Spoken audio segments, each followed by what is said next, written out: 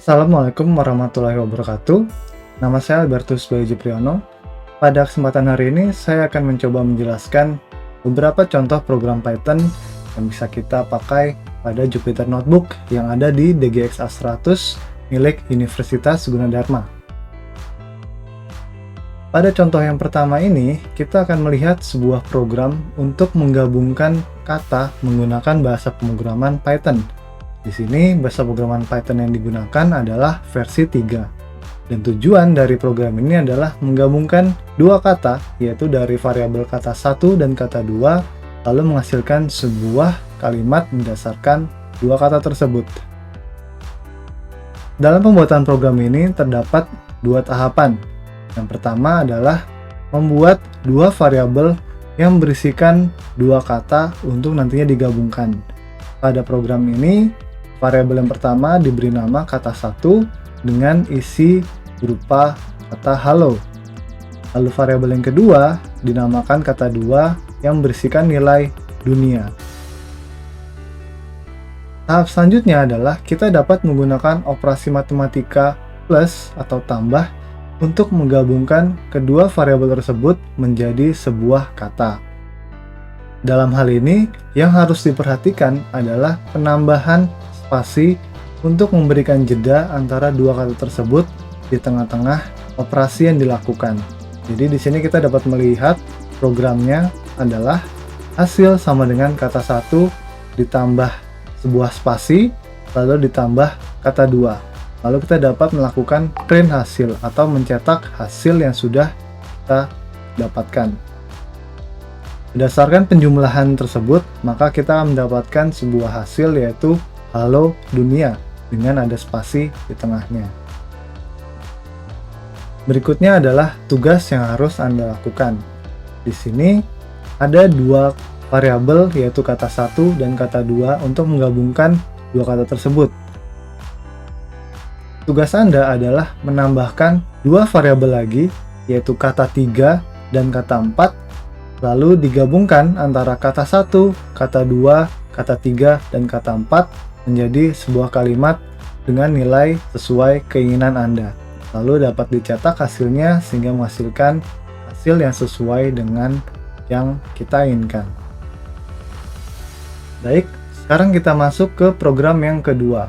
Pada program yang kedua ini, kita akan menentukan panjang kalimat dengan menggunakan bahasa Python. Contoh yang dapat kita lihat adalah seperti yang ada pada layar.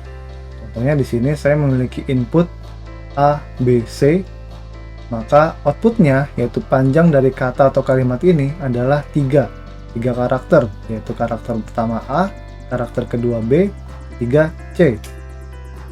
Contoh berikutnya adalah inputnya hello world dengan ada spasi di antara hello dan world dan juga ada tanda seru di akhir kalimat. Outputnya adalah 13. Di sini adalah hello itu dihitung, spasi itu dihitung, word juga dihitung, lalu tanda seru pun dihitung. Sehingga ketika kita jumlahkan seluruh karakter yang ada pada inputan ini, jumlahnya adalah 13. Sama halnya dengan contoh yang ketiga. Jadi dalam hal ini yang harus diperhatikan adalah spasi dan semua karakter khusus dan juga karakter biasa akan terhitung sesuai dengan panjang karakternya. Untuk membuat program ini, tahap yang pertama harus kita lakukan adalah membuat sebuah variabel lalu memberikan sebuah kalimat di dalam variabel tersebut. Contohnya di sini adalah variabelnya dinamakan word dengan nilai halo spasi dunia. Tahap selanjutnya adalah kita akan membuat sebuah fungsi untuk menghitung kalimat tersebut. Di dalam fungsi ini terdapat beberapa proses. Yang pertama adalah kita membuat sebuah variabel baru dengan nama jumlah dengan kita berikan nilai awal adalah 0. Selanjutnya adalah melakukan perulangan atau juga bisa disebut dengan iterasi, yaitu for i in kalimat. Di sini tugasnya adalah untuk melakukan perulangan sejumlah dengan kata yang ada pada variabel kalimat, di mana nantinya kalimat ini akan diisikan dengan variabel word. Lalu di dalamnya akan dijumlahkan sesuai dengan jumlah karakter yang ada. Jadi nilai jumlah ini akan terus bertambah sesuai dengan panjang variabel kalimat. Lalu nilainya akan dikembalikan kepada variabel yang memanggil fungsi hitung kalimat. Tahap terakhir adalah dengan memanggil fungsi yang sudah kita buat tersebut, lalu menggunakan variabel word sebagai nilai inputannya.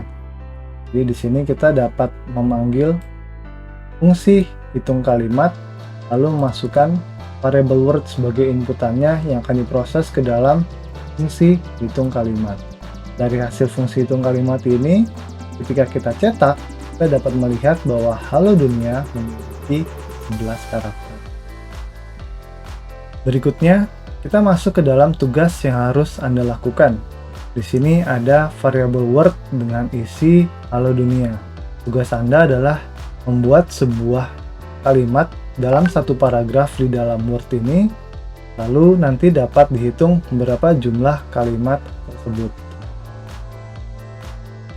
Baik, selanjutnya kita masuk ke program yang terakhir, yaitu di sini kita akan melihat kemampuan atau perbedaan antara pemrosesan data menggunakan CPU dibandingkan dengan pemrosesan data menggunakan GPU. Pada contoh kali ini, kita akan memanfaatkan dua library khusus yang digunakan untuk melakukan pemrosesan dengan CPU dan juga GPU. Library yang pertama dikenal dengan nama NumPy. NumPy adalah sebuah library Python yang digunakan khusus untuk melakukan pemrosesan data yang berupa multidimensional array ataupun matrix. Tapi dia menggunakan CPU sebagai main prosesornya. Sementara di sini Cuppy, dia juga memiliki fungsi yang sama dengan NumPy, namun dia dapat diakselerasi dengan menggunakan GPU. Pada program kali ini, kita akan mencoba untuk melihat perbandingan antara kedua library tersebut dengan dua main prosesor yang berbeda. Di sini juga digunakan satu library lagi, yaitu library dengan nama time, yang digunakan untuk melakukan perhitungan waktu kecepatan antara penggunaan NumPy dan juga Cuppy. Pada program yang pertama, di sini akan dibuat sebuah array 3 dimensi dengan jumlah 1 miliar data. Program yang digunakan di sini menggunakan NumPy dan CPU. Seperti yang kita lihat di sini, ketika kita menggunakan NumPy dan juga CPU untuk membuat array 3 dimensi dengan jumlah 1 miliar, waktu yang diperlukan adalah 0,91 detik. Sementara menggunakan Cuppy dan GPU untuk membuat array 3 dimensi dengan jumlah 1 miliar, waktu yang diperlukan hanya berkisar 0,01 detik. Dari hasil di atas dapat dilihat perbedaan hasil kecepatan waktu antara penggunaan CPU dan GPU di sini baru digunakan dalam pembuatan array 3 dimensi.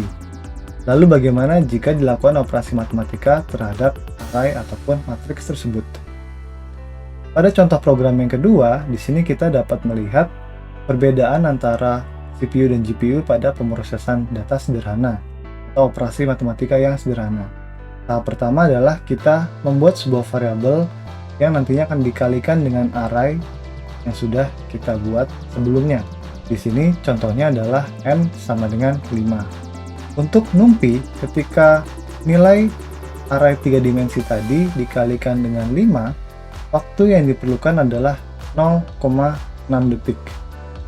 Sementara untuk Cuppy dan juga GPU-nya, untuk array 3 dimensi tadi dikalikan dengan 5, waktu yang diperlukan adalah 0,2 detik. Jadi dari dua hasil tersebut, sudah dapat ditentukan bahwa penggunaan GPU sebagai koprosesor sangat berpengaruh terhadap pemrosesan data.